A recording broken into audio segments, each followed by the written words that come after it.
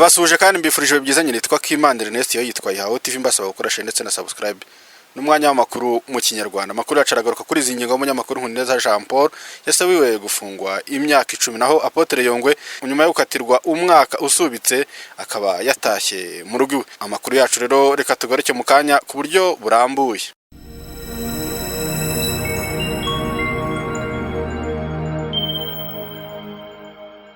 Reka amakuru yacu tuhere ku buryo burambuye ku munyamakuru Nkuneza Jean Paul wasabiwe gufungwa imyaka 10. Ubushinjacyaha bwasabye umunyamakuru Nkuneza Jean Paul guhanishwa igihano cy'igifungo cy'imyaka 10 n'ihazabu ya miliyoni 5 y'amafaranga y'u Rwanda kubera ibyaha akurikiranywe byo gutangaza amakuru y'ibihuha yifashishije ikoranabuhanga ndetse no guhohotera uwatanze amakuru ku byaha. Ubushinjacyaha bwasabye urukiko ko rwakwakira ubusabe bwarwo no kwemeza ko bufite ishingiro ndetse rukemeza ko Nkuneza Jean Paul ahamwa n'ibyaha akurikiranweho rukamuhanisha igihano cy'igifungo cy'imyaka 5 n'ihazabu ya miliyoni 3 z'amafaranga y'u Rwanda ku cyaha cyo gutangaza amakuru y'ibihuha, rukamuhanisha kandi n'igihano cy'igifungo cy'imyaka 5 n'ihazabu ya miliyoni 2. Bwagaragaje ko urukiko rwemeza ko habayeho impurirane mbonezamugambi agahanishwa igihano cy'igifungo cy'imyaka 10 n'ihazabu ya miliyoni 5 z'amafaranga y'u Rwanda. Bwagaragaje ko ibyo byaha yabikoze mu bihe bitandukanye yifashishije ibiganiro yatambutsaga mu biganiro bitandukanye byo kuri YouTube. Bwagaragaje ko ibimenyetso bushingira hari uko no mwibazwa rye yemeye ko hari amakuru yatangaje mu buryo bwo kuryoshya inkuru, ariko nyamara ibyavuzwemo byatumye Mutesi Jolly atakarizwa icyizere. Ubushinjacyaha kandi bugaragaza ko amyujije kuri 3D TV Plus Nkuneza yagaragaje ko Mutesi Jolly ari akandare kandi ko ibikorwa yakoze byatumye Ishimwe Dieudonné uzwi nka Prince Kid akatirwa igifungo cy'imyaka 5. Bwagaragaje ko muri 2022 yifashishije umuyoboro wa Jaras TV yagaragaje ko Mutesi Jolly ari gukora ubukangurambaga ku batanga buhamya ngo bahindure imvugo. Bugaragaza ko Nkuneza Jean Paul yatutse Mutesi Jolly amushyiraho igikangisho amuziza ko yatanze amakuru ku byaha. Buti yise Mutesi Jolly mafia impori, avuga ko imbaraga akoresha arizo akuri ikuzimu kandi ko umutego mutindi ushibukana nyirayo. Ese bimaze iki operation zose wakoze tumuguhe umurye mutware. Bwakomeje bugaragaza ko yagize ati ka Mutesi Jolly nakagome nibagende gatange ikirego nzerekana ko ari akagome ngenda ka. Mwibazwa rya Mutesi Jolly yavuze ko Nkuneza yamututse kuko yabaye umutanga buhamya. Umucamanza yabajije umushinjacyaha niba kwanga umuntu ari icyaha, nabwo buti ntabwo ari icyaha ariko biterwa nuko umuntu abikozemo. Nkuneza Jean Paul yagaragaje urukiko ko ibyaha byose aregwa atabyemera. Yavuze ko yakoresheje ijambo mafia kuri Mutesi Jolly ubwo yateguraga irushanwa ry'ubwiza muri East African ryegukanwe na Miss Shanita. Yavuze ko ibyo yatangaje bitari bihuha ahubwo ko byari bihari kuko uwo mukobwa Miss Shanita yatsindiye imodoka akayifotoreza ariko ntayihabwe. Nkuneza Jean Paul yabwiye urukiko ko kumwita impori byaturutse kuba yari yarabajijwe ku cyo atekereza kuba Mutesi Jolly yaranditse ku mbuga nkoranyambaga ko abagabo bose ari inyana zimbwa. Yagaragaje ko ubwo Prince Kid yatabwaga muri yombi byatangajwe ko yari akurikiranywe icyaha cy'icuruzwa ry'abantu, nyamara ngo iperereza ry'ibanze ryagaragaje ko hari ibikorwa Mutesi Jolly yakoze biganisha kuri icyo cyaha. Yagaragaje ko ibyo yavuze atari ibihuha ahubwo yari yahawe amakuru kandi ko aramutse aburanira mu muhezo yavuga ibintu byinshi azi kuri iyo dosiye. Yavuze ko nyuma y'uko Ishimwe Dieudonné akatirwa igihano cy'igifungo cy'imyaka 5 yakoze inkuru ifite amarangamutima bitewe n'uko yari afite amakuru menshi ajyanye n'iyo dosiye. Ati iyi nkuru narayikosoye nkimara kubona ko harimo amarangamutima menshi, nabikosoye nyuma y'amasaha 2 kandi amabwiriza agenga umwuga arabidutegeka. Nkuneza yavuze ko Mutesi Jolly yigeze kugaragaza ko yifuza kuyobora Miss Rwanda nk'umukobwa ufitiye bagenzi bakamara ariko ntiyabihabwa, akaba ariho yakuye umugani ugira uti umutego mutindi ushibukana nyirawo. Nkuneza yasabye ko yagirwa umwere ariko urukiko rwabibona ukundi rukamugabanyiriza ibihano cyangwa bigasubikwa.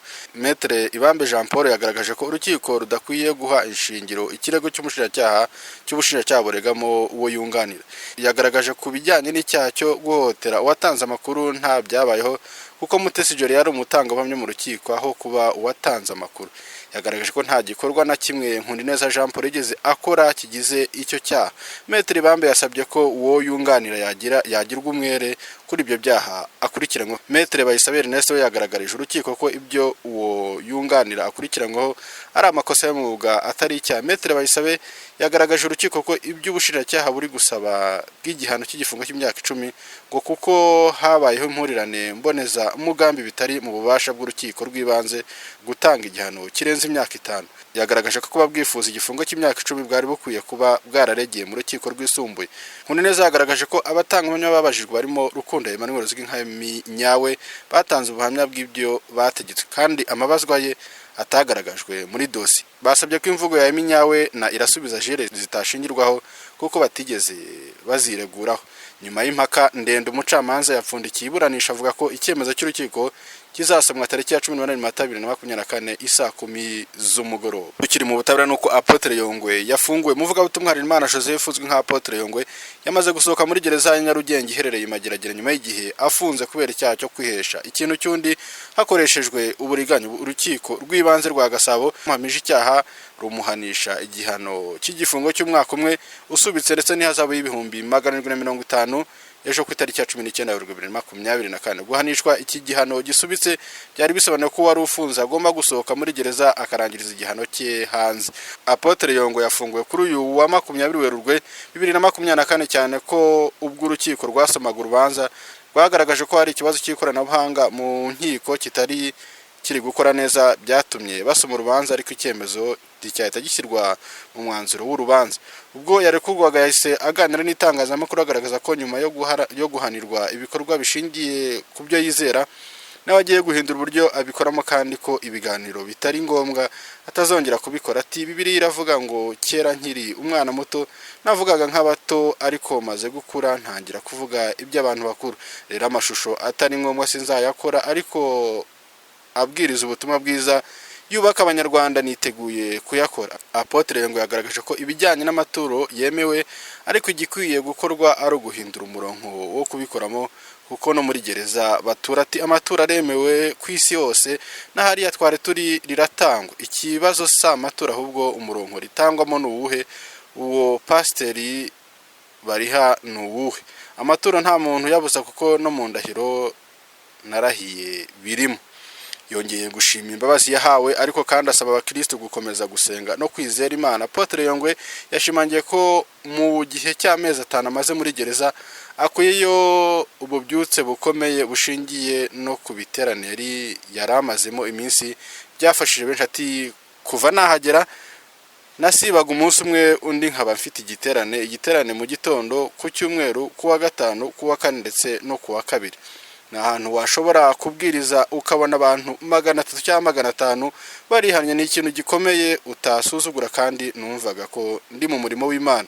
Yagaragaje ko atigeze ahinduka kubera gufungwa ahubwo ko agikomeje umurimo wo kubwiriza ubutumwa bwiza. Ati Yongwe ni wa wundi ndacyababwira ko Imana ikiza ishobora kandi ndacyababwiriza ubutumwa bwiza ariko icyo nkuye hano n'ububyutse bukomeye nje kubaka ibyasenyutse no kubaka umuntu wa Kristo.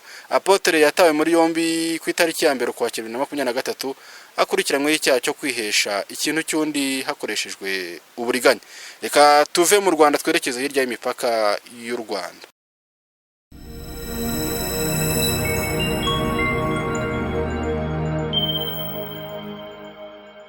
Tugiye mu gihugu cy'abaturanyi muri Repubulika ya Demokarasi ya Kongo nuko Minisitiri w'Umutekano aranenga igisirikare cya Kongo ko kidashoboye. Minisitiri w'Umutekano wa Repubulika ya Demokarasi ya Kongo yaneze byimaze mu buyobozi bw'ingabo z'igihugu cyabo ngo kuko badashoboye intambara kandi barahawe ibikoresho byose bikenewe ngo barimbura umutwe w'inyeshyamba yo mu 23.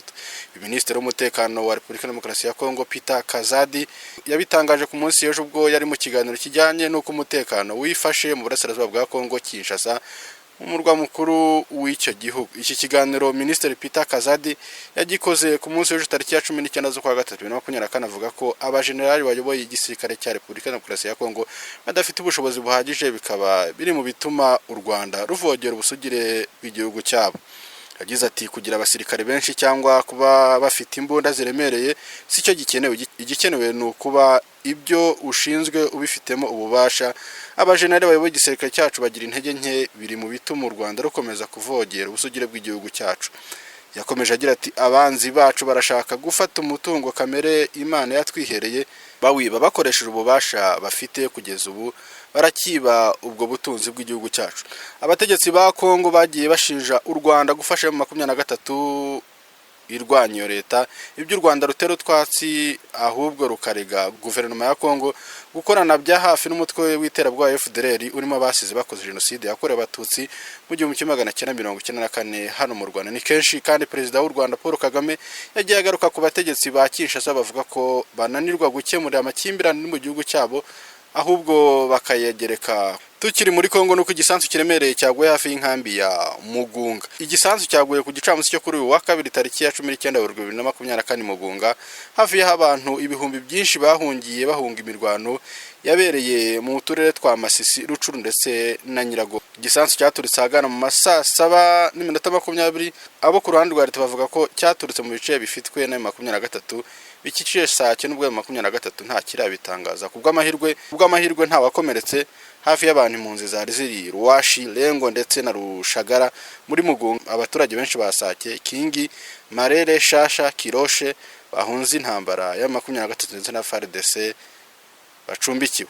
Ibaye nyuma yaho mu mezi ashize mu ntangiriro za Gashyantare igisansu cyangije inkambi y'abavanywe mu byabo Izaina Sake gihitana abantu barenga 5 abandi barenga 10 barakomereka. Mu minsi mike ishize ikindi gisansu kibasiye inkambi ya Burenga muri groupement ya Bunzi mu ntara ya Kivu y'Amajyaruguru. Tukiri mu mutwe wa 23 nuko 23 yafasha agace ka Kihambwe imirwano ikomereza muri Rubaya hazwe nk'agace k'amabuye y'agaciro. Iyi nkuru rero isoko ya Rwanda Tribune iri burasirazuba bwa Kongo agace ka Mihambwe muri groupement ya Kibabi ivuga ko imirwano ikomeye yaramukiye muri ako gace ahinyeshyamba za 23 zigaruriye agace ka Mihambwe. Ahangaha rero inyeshyamba za 23 zahanganye amasaha hafi ya 6 n'ingabo z'u Burundi zari zikambitse muri aka gace, ubingabo za leta zikaba ziri guhungira mu bice bya Nyangungu ndetse na Mumbi. Isoko ya Rwanda Tribune iri mu gace ka Ngungu ivuga ko abasirikare ba leta y'u Burundi biriwe bahungisha inkomere zizanwa muri ako gace.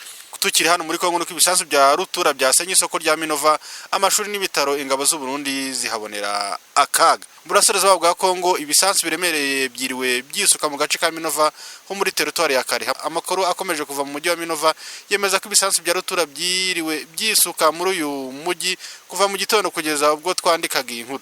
Umunyamakuru wacu uri Goma avuga ko isoko rya Minova amashuri n'ibitaro byasenywe n'urubura rw'amabombe yasukwaga n'inyeshyamba za 23.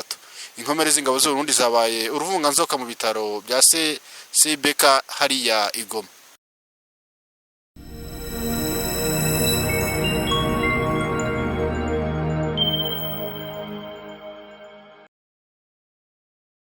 Ndabashimiye kandi bifurije bigezanye. Nitwa Kimana Ernest yo yitwaye Hawo TV.